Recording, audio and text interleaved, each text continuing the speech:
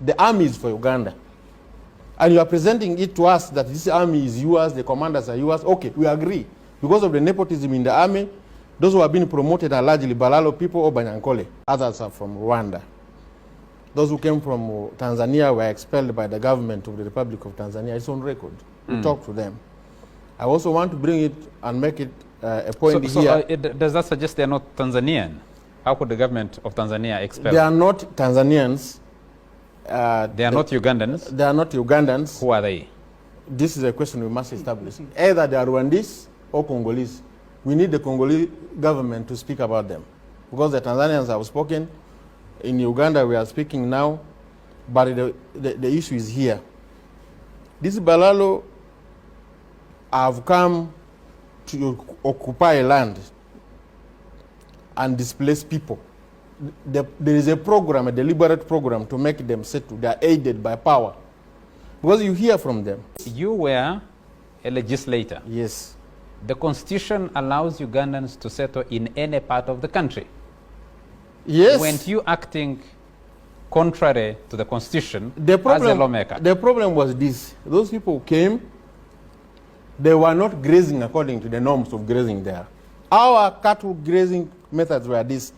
Cattle share watering points. Theirs, when they have taken a piece of land, they don't want another cattle to come and drink from the same river. Secondly, our cows could not be driven through gardens of people without feeling sorry.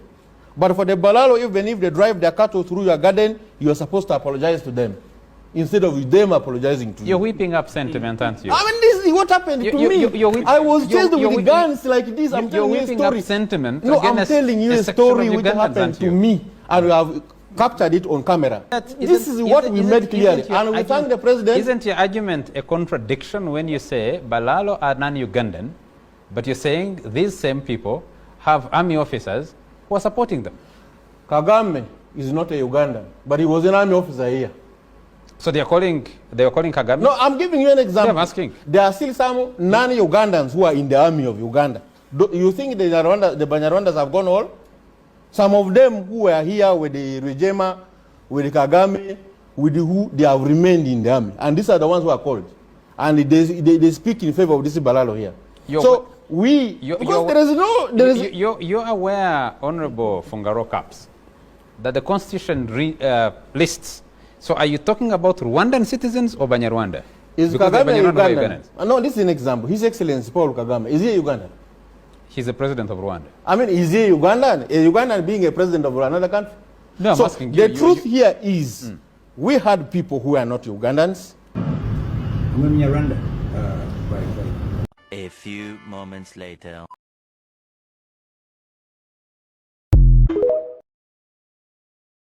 When he talked about Uganda and then Rwanda, sometimes people confuse. And in fact, because I have also lived and grown up in both countries, it's not clear which one I belong to. Sometimes they think, some think I'm the president of Uganda, others think I'm the president of Rwanda. So. But you know, doubling as a Rwandese, a Congolese, and I do believe that it is a huge thing that we need to start thinking about. And our parliament, we should enact laws that safeguard our citizenship, which we don't see. I'm not an employee. I hear some people saying that I am their servant. I'm not a servant of anybody.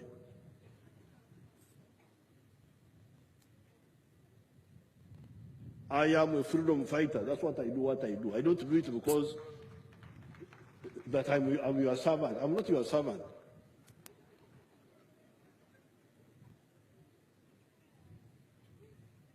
I am just a freedom fighter. I'm fighting for myself, for my beliefs. That's how I come in. I'm not an employee. If anybody thinks he give me a job, he's deceiving himself.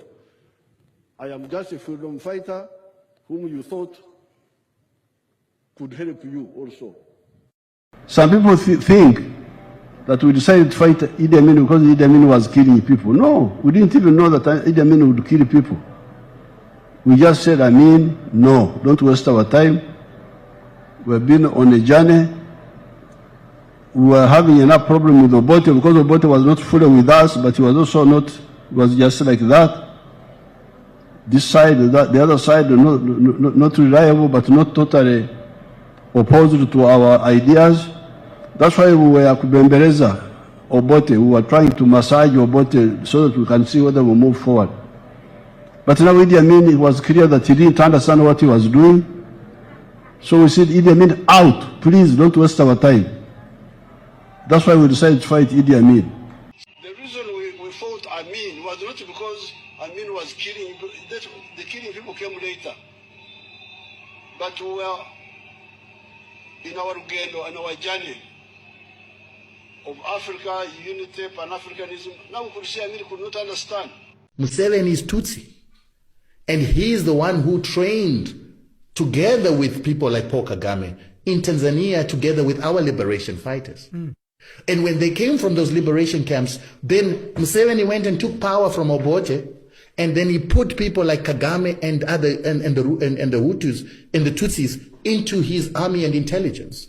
They then started murdering non-Tutsis who wanted power in Uganda because they were majorities. And that's how Museveni becomes the president of Uganda as a Tutsi, and then he begins to assist Kagame together with the Europeans, the Americans, to then create a force that is going to take power in Rwanda. And then they must take power in Rwanda, instill a Tutsi in Burundi, and instill a Tutsi in Congo. So when they then succeeded in getting what do you call him?